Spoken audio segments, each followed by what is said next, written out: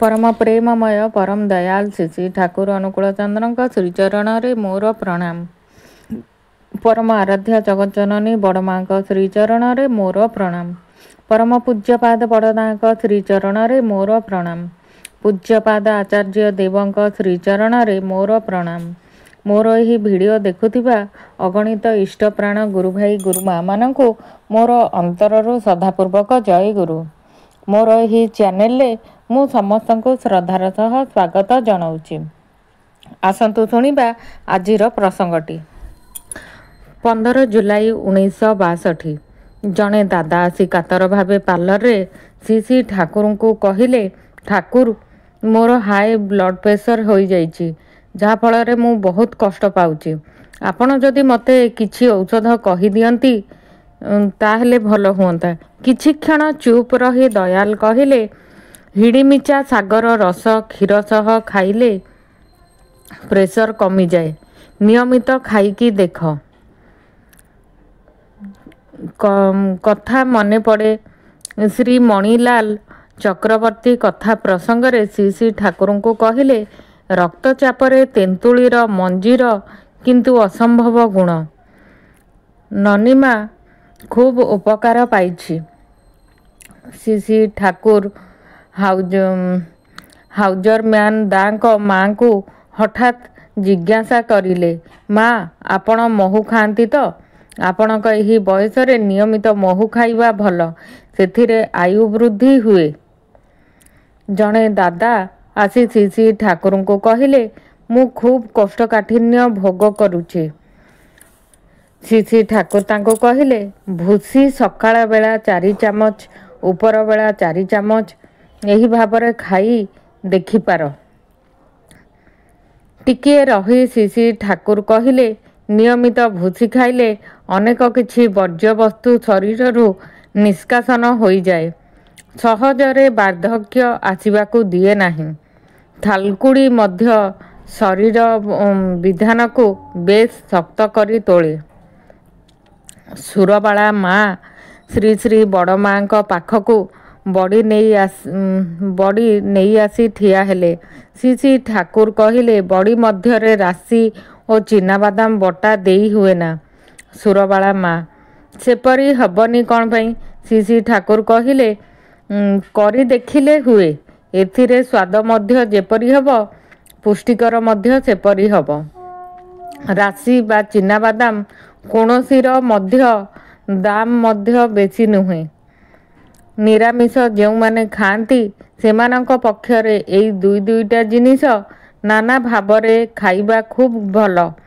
राशि बटा टिकिए तेल लंका देई भात सहित गोलाई खाइले भल लागे। श्री श्री ठाकुर कथा कथारे कहले, मिश्री आहार अर्थात भात रुटी एका सांगरे खाइले भल हुए। अटा और बुटर बेसन अधा अधा नहीं जदि रुटी करी खाई हुए, से रुटी खूब पुष्टिकर हुए। मुखार्जी ओ रानीघाटर अनादि भाई आसी प्रणाम करी बसिले। अनादि भाईंको लिभर भल नाही। सेही कथा शुणी श्री श्री ठाकुर कहले, नियमित कोई लेखा खाइबा भल।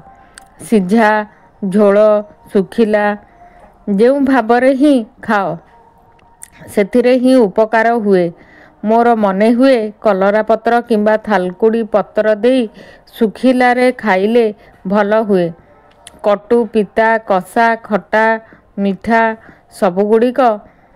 सबुगुड़िकर समावेश जदि प्रत्येकटा आहार रे रहे ताहेले भल हुए। एईटा अवश्य साधारण सुस्थ लोकंक पाई। आउ दही किंबा घोल पाइबा भल। यही प्रसंग माध्यम रे मु आपनकु रक्तचाप पाई श्री श्री ठाकुर केउ औषधीय जिनिस कहिचंती, आउ कोष्ठकाठिन्य पाई आउ एई सबु जिनिस पाई माने किपरि पेट सफा होउची, ए सबु पाई ठाकुर कौन कौन निर्देश देइचंती ताकू जदि आमे मानि चलिबो ठाकुरंक हिसाब रे हुए तो आम शरीर भी सुस्थ रहिबो। ଯେକୌଣସି ଦୁନିଆରେ ସବୁଠୁ ବଡ଼ ସମ୍ପଦ ହେଉଛି ଶରୀର। ଶରୀର ଯଦି ସୁସ୍ଥ ନଥିବ ତାହେଲେ ଆମେ ଯେତେ ଧନ ଅର୍ଜନ କଲେ ବି କିଛି ଲାଭ ନାହିଁ, କି ଯେତେ ସମ୍ପର୍କ ରଖିଲେ ବି କିଛି ଲାଭ ନାହିଁ। ତେଣୁକରି ଆମେ ଆଗ ଆମ ନିଜ ଶରୀରକୁ ଦେଖିବା। ଆଉ ଠାକୁରଙ୍କ କହିବା ଅନୁସାରେ ଆମେ ଥାଲକୁଡ଼ି ହେଲା କି ଏଇ ଯେଉଁ ଅଟା ଆଉ ବୁଟ ଡାଲିର ଯେଉଁ ବେସନ ମିଶ୍ରଣରେ ଯେଉଁ ରୁଟିଟା ପ୍ରସ୍ତୁତ ହେବ, ରୁଟି ଭାତ ଏକା ସାଙ୍ଗରେ ଖାଇବା, ଏଇସବୁ ହେଉଛି ପୁଷ୍ଟିକର ଜିନିଷ। ଠାକୁର ସବୁବେଳେ ଏଇସବୁ ଜିନିଷକୁ ନେଇକି ଗୁରୁତ୍ୱ ଦେଇଛନ୍ତି। ତେଣୁ ଆମେମାନେ ଯଦି ତାଙ୍କ କଥାକୁ ଗୁରୁତ୍ୱ ଭାବରେ ପାଳିବା, ସିଏ ବି ତ ଆମର ବାପା ମା ଭାଇ ଭଉଣୀ, ଆମେ ତାଙ୍କୁ ଯେମିତି ସମ୍ପର୍କରେ ଭାବିବା ସିଏ ଆମକୁ ସେଇଭଳି ଭାବରେ ସିଏ ଆମ ସହିତ ଜଡ଼ିତ ହେଇକି ରହିବେ। ତେଣୁ ଆମେ ତାଙ୍କ କଥାକୁ ଯଦି ମାନି ଚଳିବୁ ତାହେଲେ ଆମେ ନିଜେ ହିଁ ଭଲ ଜାଗାରେ ପହଞ୍ଚି ପାରିବୁ। ଆମ ଶରୀର ବି ଉତ୍ତମ ରହିବ। ସେ କାହିଁକି କହୁଛନ୍ତି ରାଶି ବଟା ଟିକେ ଖାଇବା ପାଇଁ? ଯଦି ଆମେ ୟାକୁ ନିରୀକ୍ଷଣ କରିକି ବି ଦେଖିବୁ ତାହେଲେ ଏହା ଆମ ଦେହ ପାଇଁ ହିତକର ବୋଲିକି ସିଏ କହୁଛନ୍ତି। ଆପଣଙ୍କୁ ଏଇ ପ୍ରସଙ୍ଗଟି କିପରି ଲାଗିଲା? ଭଲ ଲାଗିଥିଲେ ଲାଇକ୍ କରିବେ ଆଉ ସବସ୍କ୍ରାଇବ୍ କରିବାକୁ ଜମାରୁ ବି ଭୁଲିବେନି। ଜୟ ଗୁରୁ।